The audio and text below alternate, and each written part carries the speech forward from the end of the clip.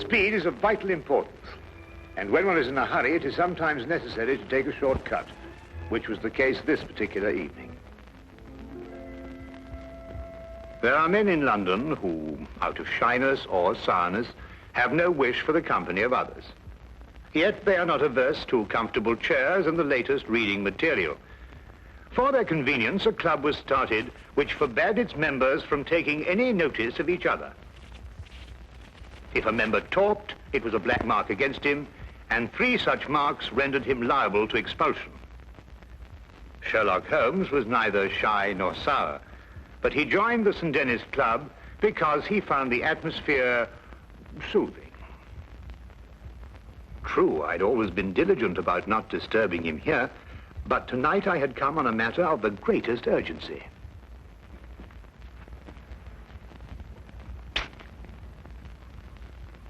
I beg your pardon? Oh, excuse me. I thought you were Sherlock Holmes. That's not the point. You talked. Well, I only went... You went psst, and that's the same thing. Mr. Grundy. Take this gentleman's name. Your name, sir? Watson. Dr. John Watson. But you made a mistake. I'm not a member of your club. Not a member? How did you get in? Well, Brandy? You'll accompany me out, sir. I'm here on very urgent business. Our constitution forbids talk of any kind. Follow me, sir. And I'd like you to understand I'm not the sort of man who enters a club like this uninvited if the circumstances happen to be extraordinary. Holmes!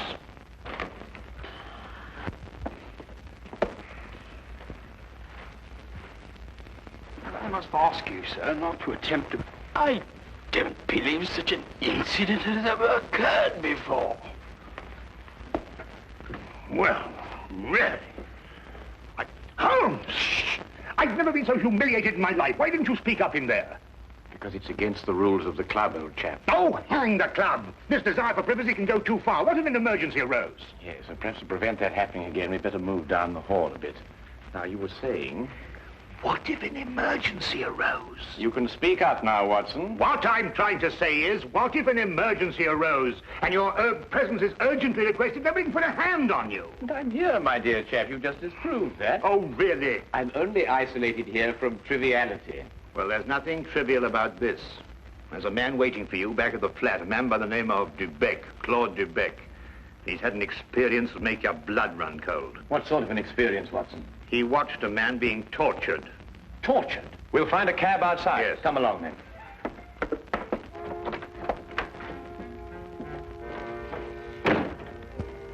Once outside, we immediately hailed a cab, and I began to tell Holmes what I knew of the case. Holmes sat in silence as we rode, and I knew that my explanations had done nothing more than rouse his interest in talking to Mr. Dubec. Perhaps it was a nightmare. I'm no longer sure. But I saw a man being tortured, starved to death. I was powerless to help. Here, drink this. It'll do you good. Thank you. Any true Frenchman will tell you that this brandy has to be sipped. Safer, but if you'll excuse me once. Poor devil. Maybe he's still alive. Mr. Holmes, you must find him before it's too late. Monsieur Dubec, we'll do our best to help you, but first of all, you must tell us who this man was and how you came to meet him. His name was Charon. Paul Charon. And how I came to meet him. What day is it today? Wednesday. Wednesday. Then it was last Friday that it happened. You know, Mr. Holmes, I'm an interpreter. And I interpret nearly all languages. Now, since I'm French by birth, it is with this tongue that I'm principally associated.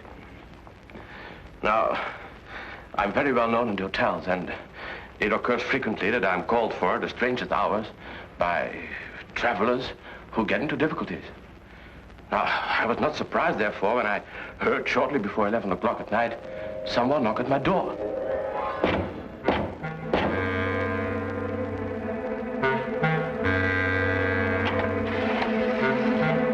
Mr. Beck? I'm he. My name is Latimer, Harold Latimer. Forgive me for calling at such a late hour, but the man at the hotel said it would be all right. Oh, you need an interpreter? Yes. You do speak French, don't you? No, with the greatest of pleasure. What's your problem? Well, you see, someone from France came to see me on business. As it turned out, he speaks only French. And I, of course, can't even read the label on a bottle of wine. Oh, that's a pity. He's leaving tomorrow, and it's imperative that we settle our business tonight. I realize this is an imposition at this late hour. An interpreter and a doctor are the same in this respect. His hours are whenever he is required. Now, just a moment, I'll get my hat going.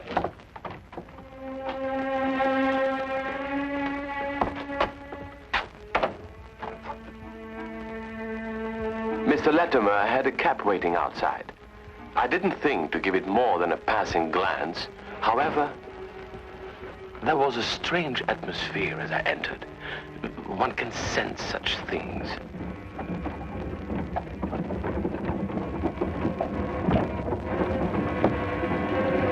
I must ask you not to. I beg your pardon? I prefer the shades drawn, Mr. Dubeck. But they cut out the view. That's exactly their purpose. You'll forgive me, but I have no intention of permitting you to see the place to which we are being driven. What's the meaning of this? You shall find out.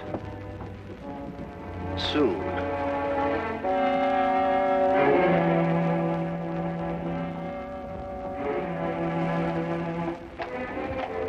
For nearly 2 hours we drove without my having the least idea where we were going. All the time I sat in silence, wondering what on earth could be this man's reason for kidnapping me. Whatever it might be, there was no possible use in my resisting.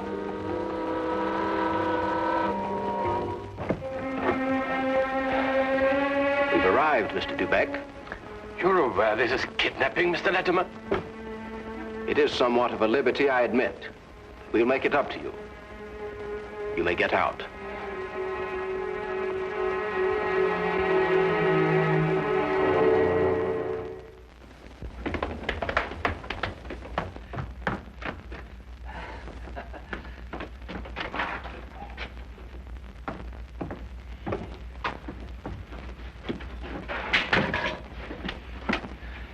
Is this, Mr. Dubeck, Harold? Yes. Well done, well done. No ill feelings, Mr. Dubeck, I hope, but we couldn't get on without you. Now, what do you want of me? Only to ask a few questions of a French gentleman, and let us have the answers. If you deal fair with us, you'll not regret it. But if you try any tricks, you'll wish you hadn't been born. You follow me?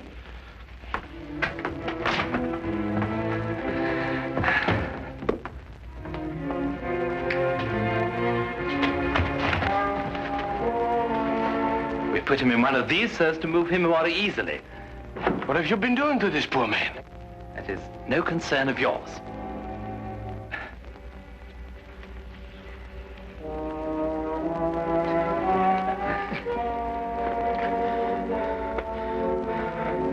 Feel better? Cochon. Salaud bandit. You don't have to understand French to know that is not a compliment. But no matter. Ask him if he's prepared to sign the papers. For your own good, be quick about it. Acceptez-vous de signer les papiers? Jamais. Never. Tell him he is doing her no service. Vous ne lui êtes d'aucune aide. Laissez-moi lui entendre dire. He says, let me hear her say so. Tell him he'll go free if he signs. Signez et vous serez libéré. C'est alors que je ne serai plus jamais libre. He says, then he will never go free. Then he knows what awaits him. Translate that. Vous savez à quelles conséquences vous vous exposez? Peu m'importe. He says he doesn't care. Stop that! It is only the beginning if he persists in being stubborn. Now let us try again and see if we can get better results. I was horrified at having to be a part of an affair like this, and even though I was only the interpreter, I felt guilty at not being able to give him any help. What could I do with Latimer on one side and Judd on the other, giggling with each question? Again and again, I asked him in different ways whether he would give in and sign the document. Again and again, I got the same reply. But soon, a thought came to me. I took to adding little sentences of my own to each question. Innocent ones at first, to see if I could get away with it. When our companion showed no sign of catching on, I played a more dangerous game. I asked him all about himself and learned that his name was Paul Charon. He was a stranger in London, that he didn't know what house we were in, that he was being starved to death. In another minute, I might have wormed the whole story out from under their noses, but for the interruption. Who is it? Oh, it's Micheline. The door is locked. Get rid of her. Give me the gun.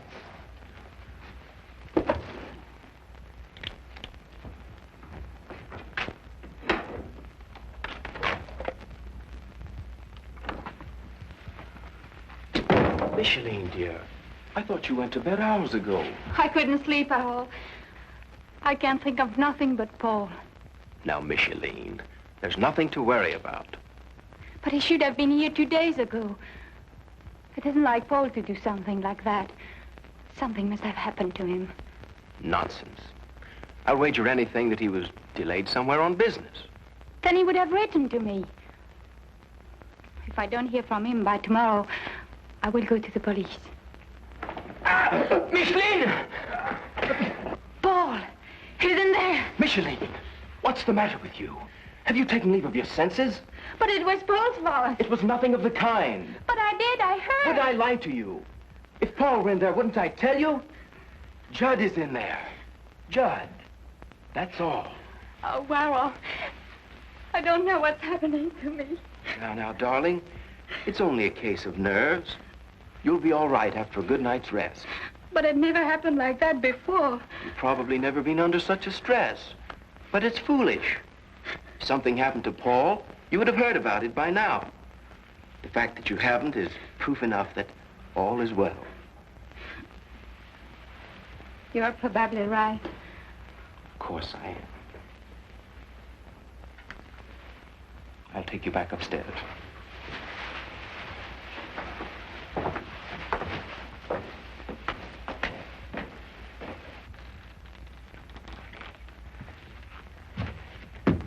You perceive we have taken you into our confidence over some very private business. Shameful business.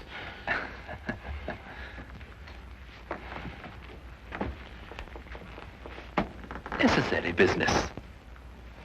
But it would not be to our interest if you spoke to anybody about it. Therefore, I am paying you a fee such as you have never before received in your life. There will be more the next time you come here. Thank you. However, I don't place all my faith in money. Therefore, I must warn you that if you speak to a single soul about this, we shall know about it. And you will pay for it with your life.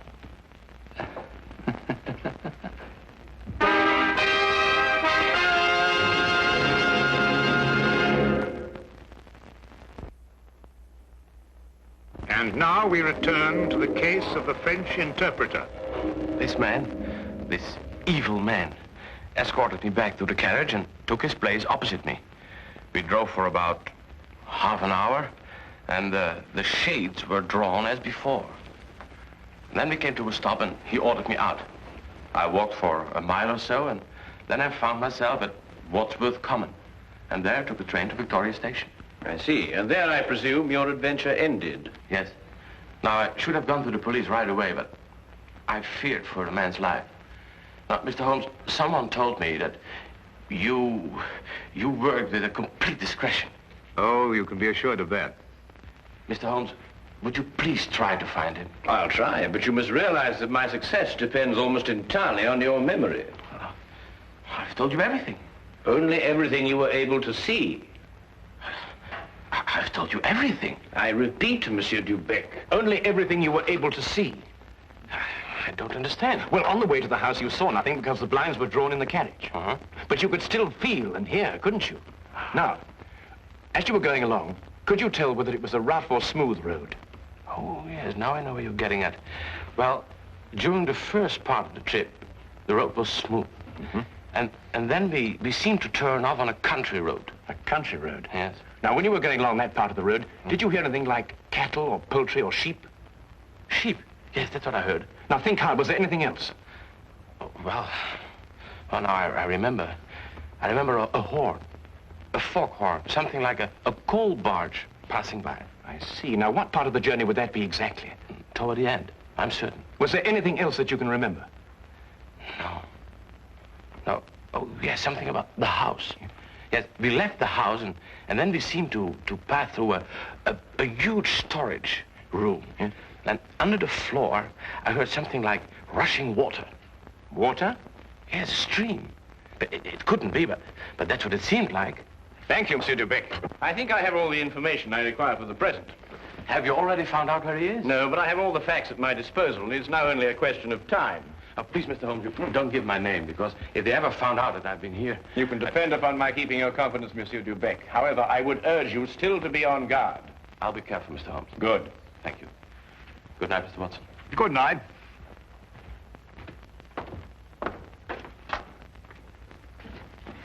Good night, sir.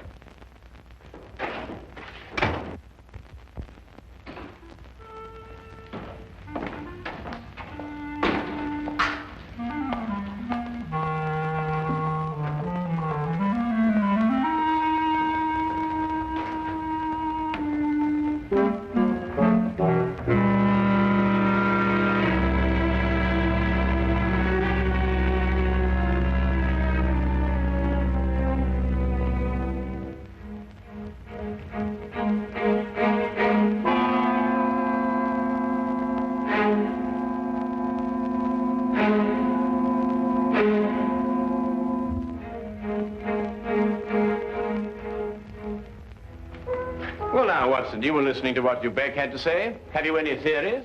In a vague sort of way, yes. Well, let's hear it then.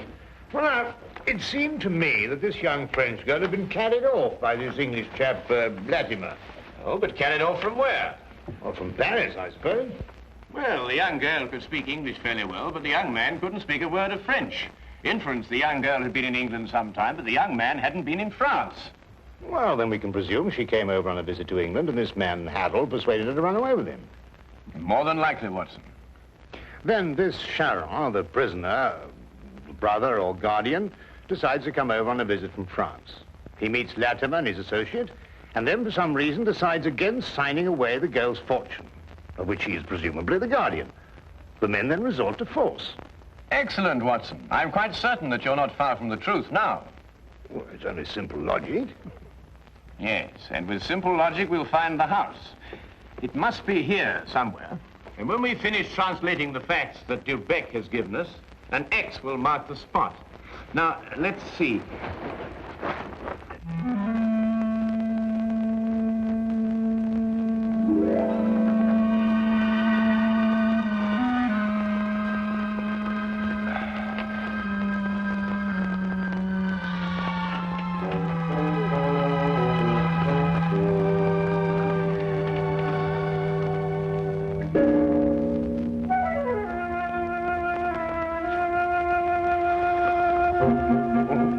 Doctor, I'm sorry to disturb you, Doctor. Would you mind getting your coat? We'll pick up Lestrade on the way. You found it? I believe so. Holmes, do you think we should find Dubec in case we need an interpreter? Now, that's an excellent idea.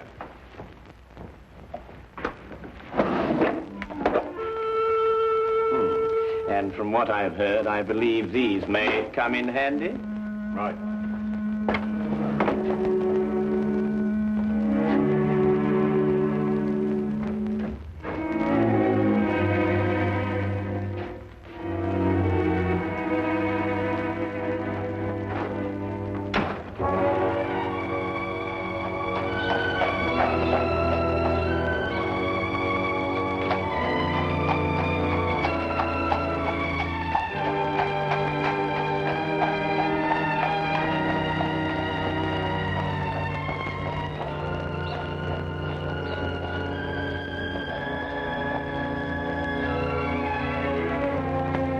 De Beck had his lodgings just across the river, and we decided to walk there.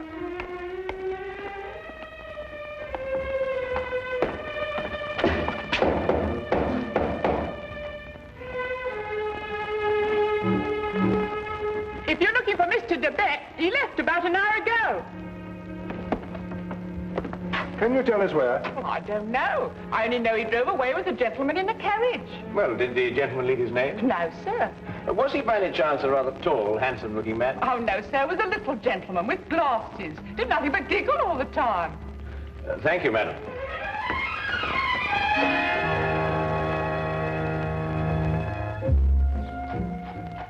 Even the weather seemed to be against us, and as we found our cab and started on our way, it began to rain. According to Holmes's calculations, we had a considerable way to go, and we had to go fast if we were to be in time.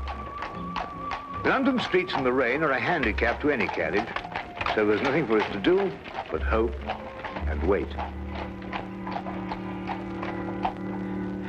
À manger. Comme donne à manger. Does he still say no? He asked for food. Have mercy on that poor man. He will be fed the moment he's signed the papers. Tell him that. Signez, mon vieux, et un repas vous sera servi. Je n'en peux plus. Je signerai tout ce qu'on voudra, mais qu'on me donne à manger. He'll sign. At last.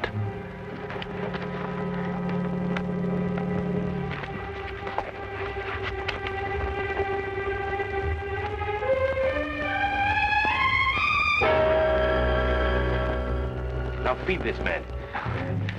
It would be foolish to spare him, only to have to kill him again. Kill him? And you broke your promise. You spoke to Sherlock Holmes. That's not... That's true. There's no point in lying, but you couldn't tell him where we are. And even the famous Mr. Holmes could never deduce that.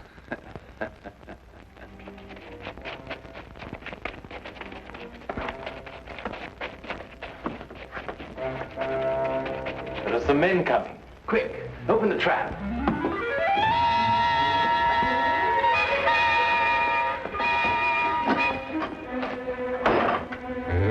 All right, you two, down there.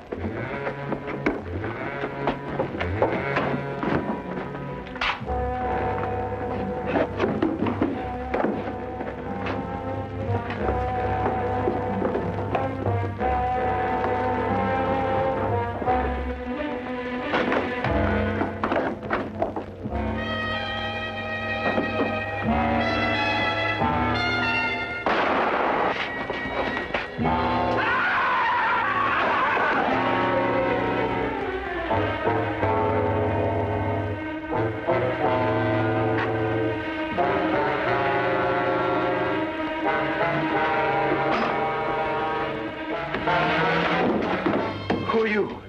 What do you want? Does that answer your question? The property was rightfully mine. I'm her husband. It belonged to me. But he controlled it and wouldn't sign it over to me. He found out you were a thief. You can't take me to jail. I only tried to get what was coming to me. I'll see that you do.